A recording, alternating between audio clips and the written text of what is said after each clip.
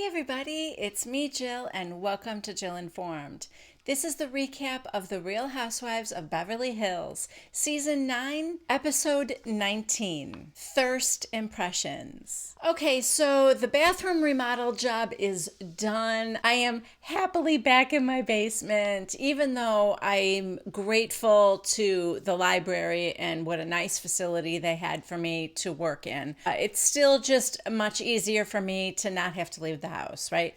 So here I am back at home. And for any of you who might be interested in seeing the before and after pictures of the bathroom remodel, I'll put those pictures at the end of the video. But for now, let's get started. Okay, Beverly Hills has brought it. Let me just say this. Beverly Hills took a page from New York City and decided to get rip-roaring drunk on vacation. Whether or not you condone that level of drinking, it was probably Beverly Hills' best episode this whole entire season. May not have started out so great, but it progressively got better. We begin this episode around the breakfast table again, lamenting about whether or not Denise lost her house. And I don't even blame them. I get it. This was a huge tragedy. It was all over the news everywhere. I remember hearing about it and reading about it. I know some of you have told me in the comments that you live in the area, you remember it, you smelled it, you lived through it. And my heart goes out to you, and I'm just so sorry you had to experience it. And I'm glad it's over, and I'm so happy you're safe. Okay, so Erica comes down to the table and she looks a little miserable. She's got her sunglasses on again, and they're asking what's wrong, and she tells them that she's got a vicious migraine. This is important because throughout the rest of this episode, either nobody remembers that Erica has a migraine or nobody cares, or maybe they don't believe her. I don't know what it is, but I kept yelling at the TV going, she has a migraine. I get these headaches where I get them like every day in a row and then I don't have them for a long period of time. I don't know if it's a migraine or not. I've never really gone to a doctor about it, but I am miserable. I put ice on my head. I can't imagine if she's even feeling a bad headache, let alone a migraine level headache. It does kind of make you miserable. I don't know. I'm taking her at her word that she has a migraine. So in her confessional though, she's like, I have a vicious migraine brought on by lack of sleep and bitches who want you to be offended by something you're not offended by. So yeah, there's that too. Kyle tells everybody that she has scheduled the winery tour at 1:30 that afternoon. So until then, they're kind of on their own. They can do whatever they want. They split up. Teddy and Dorit go to play squash, which I don't know too much about it, but it kind of looks like racquetball to me. And Erica, Kyle, and Rena go off to just sort of walk around the grounds, I guess. So we check in with the squash girls, and they are hilarious. Between Teddy, who is warming up the ball by rubbing it between her hands, and Dorit, who goes crashing headfirst into a wall, it's hilarious. But actually, now that we know how competitive Dorit is, I really shouldn't be surprised that she's going like 110% with this game. Side note, guys, right here and right now, I am just going to come out and admit that I am fully enjoying Dorit this season. This is my favorite Dorit. Whether she's deflecting any blame for Puppygate, the beer pong champion, crashing into a wall during squash, her athleticism, first to climb the rock climbing wall, her jokes, she's funny this year. I'm loving Dorit. I really am. Think about this for a second. She single-handedly caused Puppygate and came out of it relatively unscathed because somehow, whether it was her working her magic or it was just fate, this thing turned into the demise of Lisa Vanderpump and her friendship with Kyle. Dorit has somehow just like stepped back and become an observer in this big fight. I have to give her credit for that, man. That's genius. Meanwhile, the others have found this beautiful little chapel on the grounds, and they've gone in to say prayers for everybody in LA. Next, we check in with Denise and Aaron.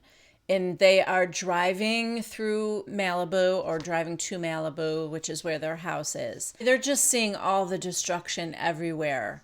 They're driving along the highway and all the hills and the trees are just charred. It looks dystopian. Yeah. When they get to their house, fortunately, their house was spared. All the houses that are right on the ocean, theirs included, like that whole block was okay. Across the street, gone. They were very lucky. Like Denise said, if one of the houses on that side caught fire, they all would have. Then we see Camille. She is walking through the remains of her house. Her friend Kimber is there and her daughter Mason. They're just kind of sorting through the rubble, and I'm not sure there's really much to save, but they have been let back in the house, so it must be structurally sound enough to let them go walking around. I don't know. Hey, back in Provence. We are headed to the winery in a helicopter. And there's like a bunch of, jokes about Kyle being brave enough to be in a helicopter now because, Kyle is afraid of everything. Once they're there, we get this wine count down in the corner. So I'm thinking, oh boy. What's going on? They're just supposed to taste each kind and then pour out the rest. So there's a big bucket in the middle for that. And we see a lot of sipping and pouring into the bucket. Side note, this wine that Erica is drinking, I guess it's a rosé. It looks like pink lemonade. It's so pink. Anyway, our wine count gets up to 11 and the ladies are feeling no pain. Well, except for Erica, who has a migraine. She's been sipping a little, but she's not drunk or anything. And the others, you can tell, are clearly starting to feel it. There's this one really funny scene where Kyle tells Dorit to stop pretending that she's pouring the rest in the bucket. And they're teasing each other about, drinking every last drop of it and then going to the bucket and, shaking a couple of drops that are left in the glass and pretending that she only took a sip, Everyone's laughing. Everyone's having a good time. Okay, now the impersonations begin. This is what I told you guys. I don't know if I can do this. I don't know if I can impersonate one of them doing another one of them. I think that's going to be a little too hard for me. It starts off because Rena is doing Lisa Vanderpump. She's pretending she's doing like an infomercial with the wines and that she's going to have her own rosé called Rena Rosé. And they're like just filming her on their phones and it's funny. They're laughing and now they want her to impersonate all of them. And Lisa Rinna is pretty reluctant to do that. She said, people can be offended, but they're promising her, no, it's fine. Teddy and Kyle are the ones really who are pushing her to do this. Erica isn't saying a word and Dorit's kind of staying out of it as well. In fact, to the confession cam, Erica said, oh, great. Last night they didn't like her interpretation of Erica Jane, but today they're good with it? When has life not been filled with double standards?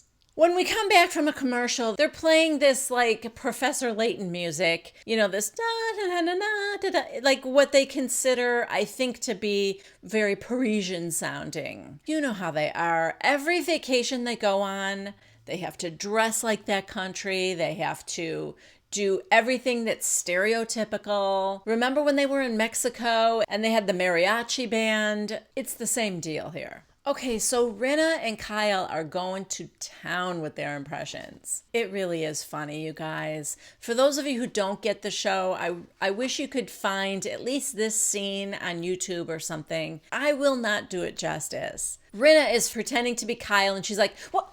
Is that a bee? Is there a bee? And she goes running all around. I should probably have said that they're outside in this winery. The table is outside where she's running through the grass. Then Kyle does Rena and she's like, Harry Hamlin called. You guys, it's Harry Hamlin. She just kept saying Harry Hamlin over and over again. Then they both do Dorit. Jaggy, come here, Jaggy. It's Jaggy.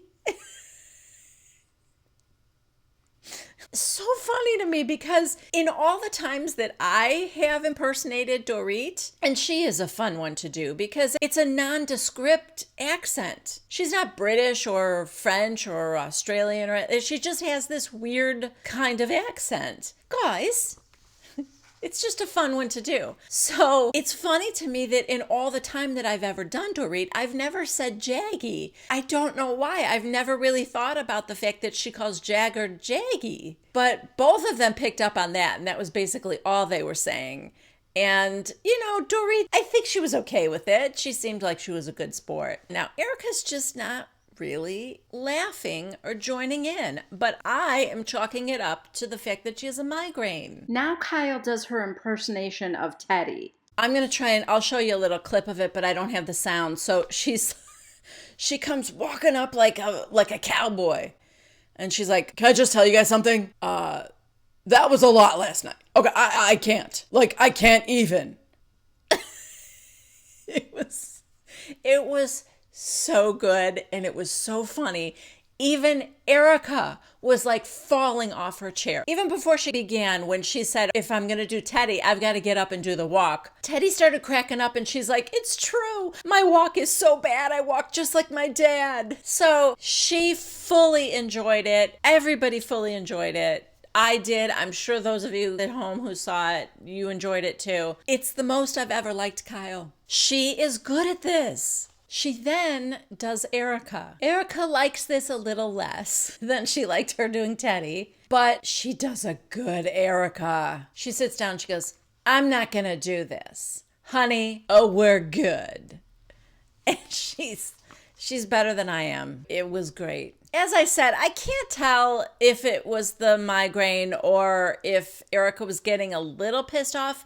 I don't think she was really too mad. I think she was just over it. Enough now, Anyway, so it's time for them to go back to the chateau. They're in 2 cars, so no helicopter back. Erica and Rena are in one car. Kyle, Teddy, and Dorit are in the other car. Kyle, Teddy, and Dorit are still drinking. Yeah, Kyle reaches into the back to get wine glasses out and another bottle of wine, and they're drinking on their way back to the chateau. In the other car, Lisa Rinna hops in the back seat so that she and Erica can both lay down and sleep. So there's definitely a party car and a non-party car. In the party car, the 3 of them are talking about Erica and her being a buzzkill. And this is where I keep saying to myself, she has a migraine. Can't you cut her some slack for that? The only excuse to me is that they are so drunk they forgot, or they do not believe her. But she said she had a migraine, and to me, she looks like she has a migraine. So I think they're being a little hard on her. I felt like she was being a real trooper because I think I might have stayed back at the chateau, taken some medicine, and just laid in a dark room until I felt better. Anyway, Kyle says that she thinks that Erica is annoyed to be hanging out with them. Spoiler alert, she probably is. Right? Next, it is dinner time at the chateau, and we are down in the formal dining room, and the only person sitting at the table is Erica. When the others come down, she's like, "You're late, you're late, you're late." Kyle goes to ask the staff to make sure to be bringing the cocktails around for these ladies. And she says something like, yeah, especially the annoying one. She thinks Erica is being annoying. All right, Teddy gets emotional. She's like, "I probably would never do a girls' trip if it wasn't for Kyle. I feel safe with her." And Kyle's like, "Oh." And they're just so lovey-dovey, those 2. The camera pans over to Erica, who is just giving her a death stare. I'm not sure why, but it's funny. In the confession cam, Dorit said, "Teddy and Kyle are very close. Kyle lends her clothes to wear, and she's been helping her with her makeup. Eventually, we'll find out that they've just morphed into one person." I don't know if there's a little bit of jealousy going on there. I will say this. I have been agreeing with Dorit's confession cam comments these last 2 days that they've been in Provence. This one just felt a little either jealous of their friendship, or she just feels like their little bestie friendship seems a little immature. Okay, so this is interesting. Erica is now telling the group that she feels closer to everybody than she ever has. She says it's because this dark cloud has been lifted. And the dark cloud she's referring to is Lisa Vanderpump. Now, I know that Lisa Vanderpump called her out on that condolence note that she would have preferred if she would have called her. I know that irritated Erica. But there has to be a lot more going on. And I don't remember there being a big beef between Lisa Vanderpump and Erica. So this sort of like intense feeling she has about, thank God Lisa Vanderpump's out of the group now, feels a little surprising to me coming from Erica. Anyway, Erica goes on to say she doesn't feel that anybody in the group is jealous of anybody. If she's trying to imply that Lisa Vanderpump was jealous of anybody, that seems crazy to me. Why would Lisa Vanderpump be jealous of any of these women? So I'm confused by this comment that now this group feels like a group of ladies who aren't jealous of each other. I don't understand that part of it. Anyway, let me get to the point. She is trying to say this, but drunk Kyle is interrupting her. My feeling is if Kyle wasn't drunk, she would see the look on Erica's face and shut up and let Erica finish her sentence. But drunk Kyle doesn't appear to be aware of things like that. So she goes on to say, I'm not jealous of you or your husband. I'm not jealous of you or your husband. I'm not jealous of anybody here because I have such a great life. I have the best life in the whole world. Ugh. Shut up, Kyle. Goodbye, Kyle. Yes, Kyle, we get it. Your husband's hot. You have $1 billion. Whatever. I mean, it felt a little aggressive to say, I'm not jealous of you or your husband. Okay. I like my husband, you know? Anyway, Erica was annoyed because she interrupted her. And that's what Erica was saying anyway. So why interrupt someone's point to make the exact same point? So Erica's like, yeah. As I was saying, no one in this group is jealous of anyone else. Teddy. But last night, and then she kind of calms herself down. I mean, no disrespect. I have to say this. No, you don't. You don't have to say anything because it doesn't involve you. But she goes, last night you seemed irritated. Okay, she was irritated last night. What does that have to do with being jealous, though? She didn't say no one in this group ever gets irritated with each other. She would never say that. So why exactly, Teddy, do you have to bring up the night before? And Erica, I just think, kept her cool, stayed calm. She said, I was irritated because you were trying to make something out of nothing. Side note, now I'm irritated. Why doesn't Erica just say, I can understand why Kyle might be upset that Lisa called her sister a see you next Tuesday. But you guys are asking me if her portrayal of me bothered me, and it did not. And this is the last time I'm going to tell you guys that. You can choose not to believe me, but don't bring it up again. I feel like if these women would just speak more plainly and clearly to each other, maybe that's not even the issue. Maybe the issue is that people aren't good listeners. In retrospect, that's usually the problem. So anyway, Rena said, you keep wanting her to feel a certain way. And Teddy goes, no, that's not it. I wanted her to be honest about how she was feeling. Just because that's not how you would feel, Teddy, doesn't mean that isn't how Erica feels. There's something so arrogant about Teddy and Kyle thinking that Erica must feel the way they feel. And if she says she isn't, she's not being honest. Not everybody in the world feels the way you guys do. Honestly, I too would be upset. But if Erica told me she didn't feel the same way I did, I would have to take her word for it. And even if there was a part of me that still didn't believe her, I would let it go. I mean, for one thing, Erica is not a shy little wallflower. I've never seen her be afraid to tell somebody how she really feels. So that alone would make me believe her. I don't know. To Erica's credit, she hasn't gone off on these two yet. Teddy's the one who actually gets up and leaves the room and, she needs to get some air.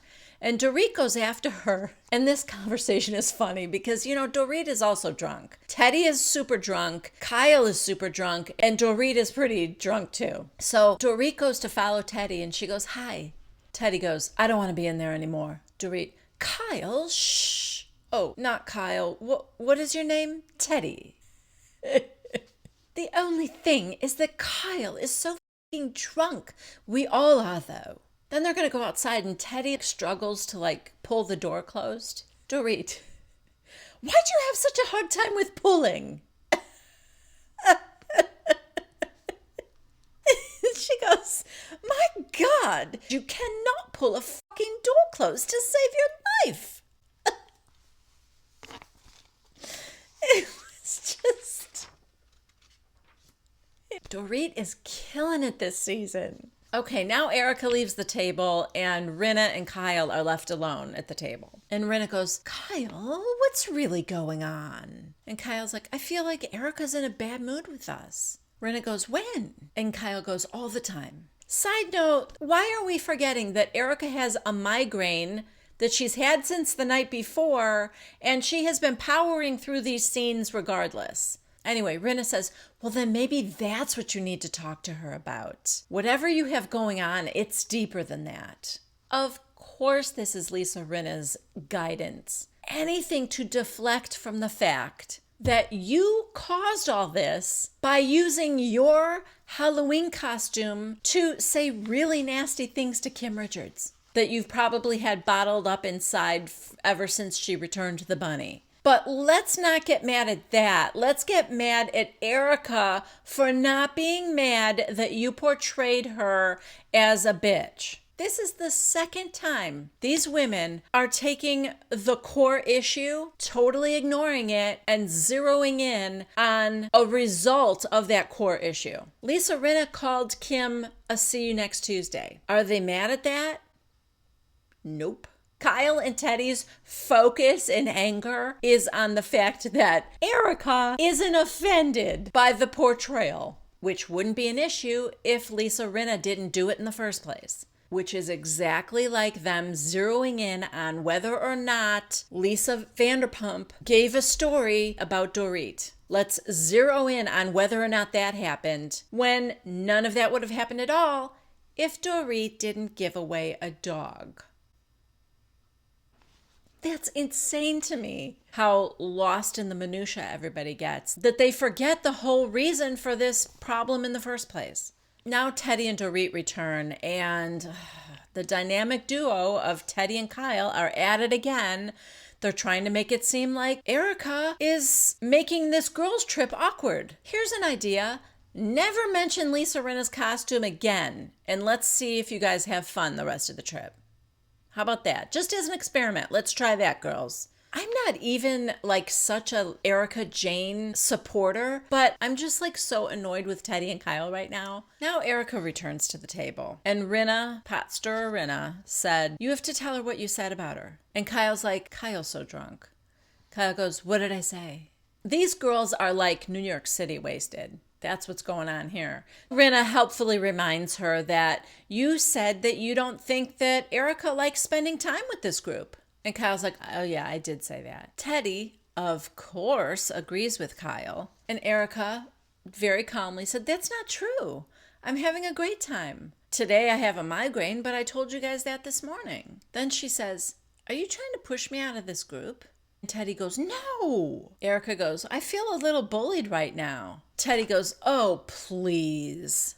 People throw the bully word around, but if Teddy had said that and Erica rolled her eyes, Teddy would be very offended. Erica just moved on and she said, I feel like the two of you are in cahoots and you're trying to make me feel a certain way. She ends up leaving. She's like, I'm calling it a night. Maybe I should just go. And they're like, no. But she goes off to her room. And she's like, just keep going, ladies. Just keep at it. Kyle ends up going after her, with Lisa Rinna's prodding. I should also say that Dorit defended Erica. She had been defending her in her confession cams, but here she said it out to everybody. Then Dorit gets up and she goes to bed too. Kyle goes to Erica's room and she's on her bed and she said, "Today was great, by the way, and we did have fun, but I just keep thinking, there's no way at Farrah's party you weren't offended."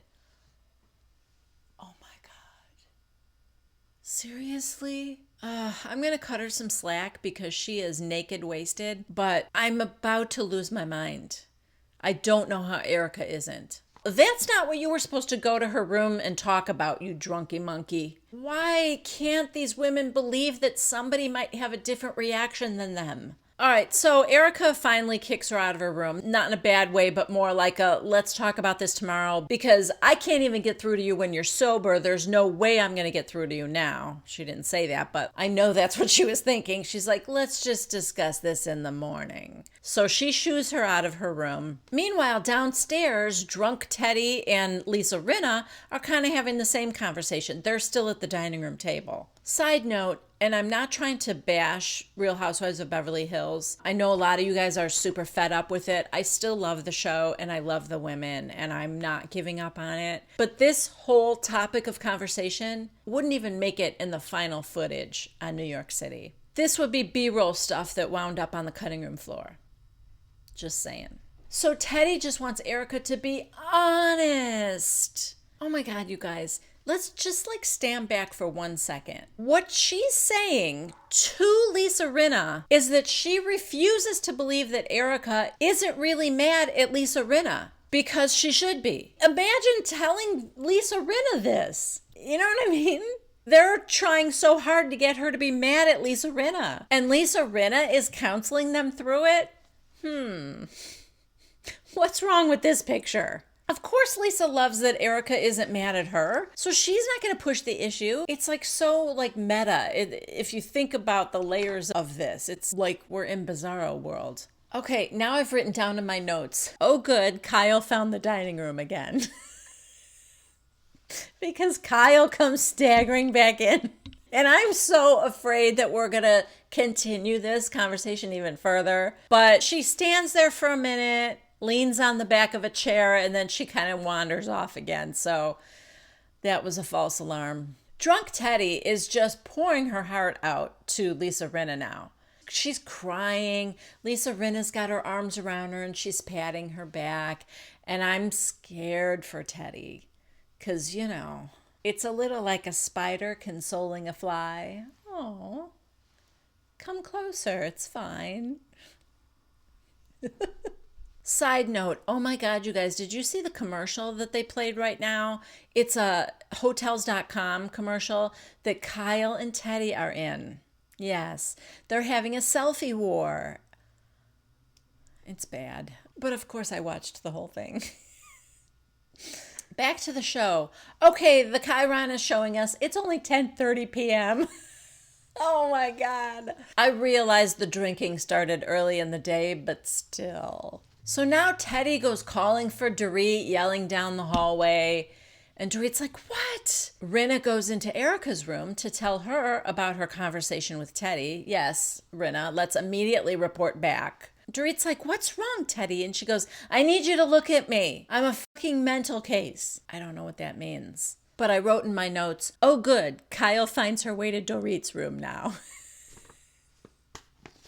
So she's jumping on the bed and she's hugging Teddy. And it's like, Kyle, you don't own Teddy. I had this weird reaction because Teddy went to Dorit and she was in Dorit's room. And now Kyle's just sort of taking over like, oh no, Dorit, I've got this. I'm hugging her. I'm consoling her. And Teddy's crying that nobody likes her. And Kyle's like, I do. I love you. You're like my little sister. And she's kissing her head and hugging her. And Dorit, the camera pans over to her and she's like, if I was Dorit, I would ask the two of them to leave my room. Okay, so the last 5 minutes of this show is literally Teddy and Kyle running around the chateau drunk, barging into other people's rooms. They go into Rena's room. She's getting out of the shower. She's like, get out, you guys, get out of here. And Kyle's spread eagle everywhere. Then drunk Kyle is trying to get drunk Teddy into bed, but she keeps popping up and she won't stay there. And she says she's busy and has things to do. Oh boy. That is where this episode ends. So as promised, for those of you that hung in this long, this right here is a picture of what our bathroom looked like. And we have done nothing to it. We've been in this house for like 15 years. And that's what it looked like when we moved in, and we haven't touched it. So it's pretty rough. One of the things my husband could not stand is the color of the sink and the toilet. It was so like this gross kind of light brown. It was just bad. And then on top of that, I broke the back of the toilet lid and super glued it back together. So it's been like that for years. So yeah, my husband finally was like, I cannot stand it another second. So this is what it looks like now. So yeah, it's nice and new and shiny and freshly painted and a little bit more presentable than it was before. All right, guys, thank you so much for watching. Please subscribe to Jill Informed if you haven't already. And if you liked this video, please give it a thumbs up. And don't forget to share your thoughts with a comment down below. I will be back next Tuesday at 1 p.m. Central Time for the next recap of The Real Housewives of Beverly Hills. Hope I see you there. Bye-bye.